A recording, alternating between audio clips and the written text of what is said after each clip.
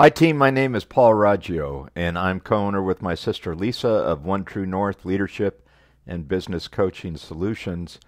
And this is our weekly video where we cover last week's article that we wrote. And last week's article was called E Pluribus Unum. And I'll talk about that in a minute. But we provide you with some leadership and best business practice tips by covering this article. Now, why E Pluribus Unum? Well, it's our national motto, and it means out of many comes one. In almost everything we do in life, we do as a team. I mean, starting with being born into a family, progressing to a school, maturing in the workplace, participating in church, and retiring in a community.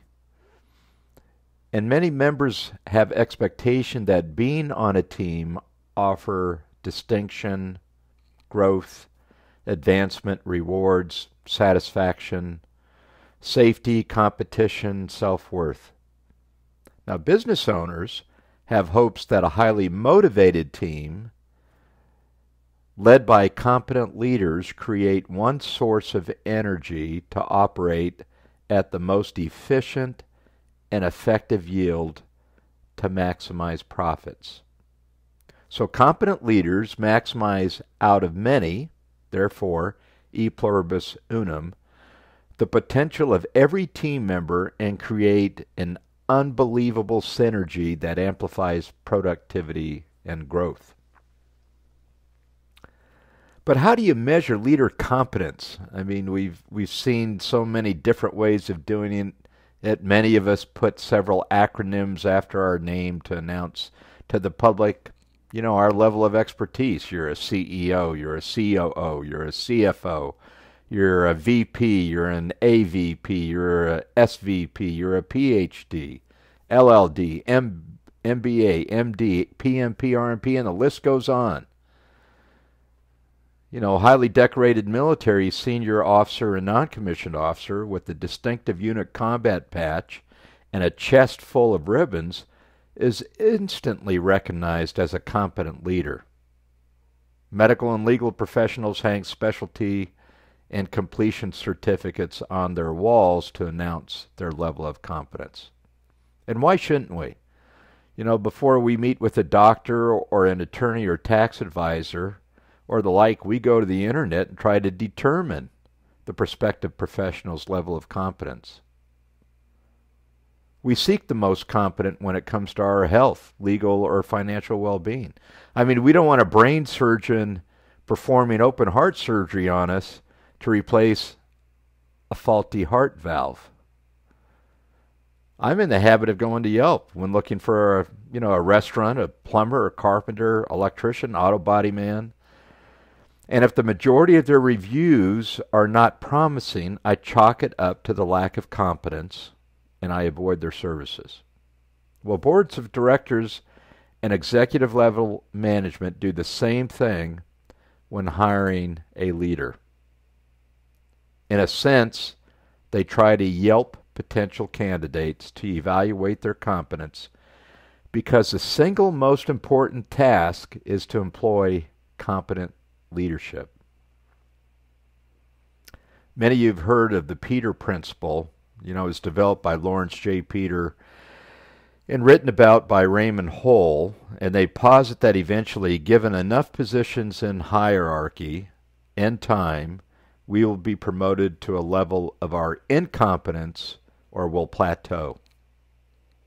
You know, I've seen Peter's principle played out many times while in the Army and private sector, often asking how that individual ever got selected to that position of responsibility, lacking so much competence.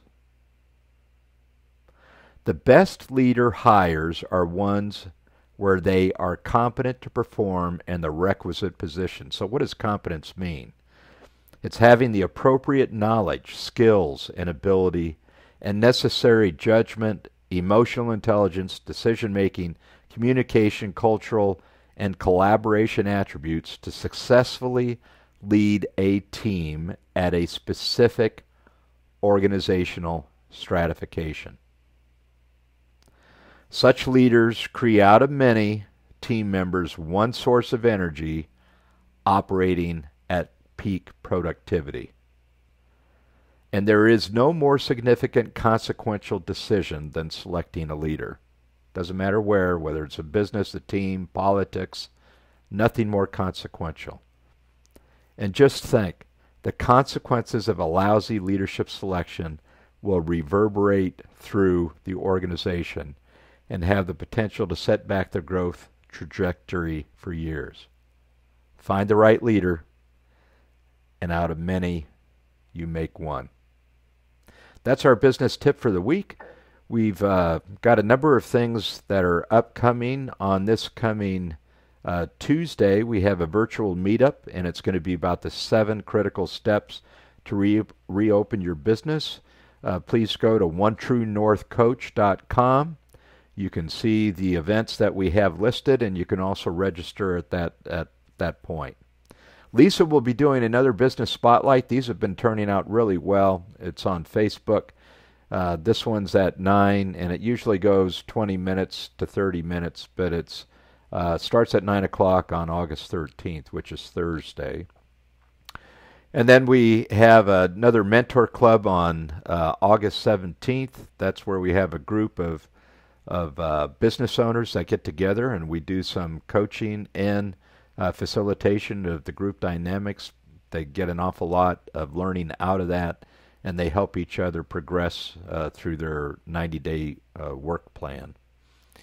Thanks again for all the input that you're giving us on not only the video sessions, but also the virtual meetups that we have and the business spotlights. They've been just terrific, and we look forward to seeing you next week. Thank you.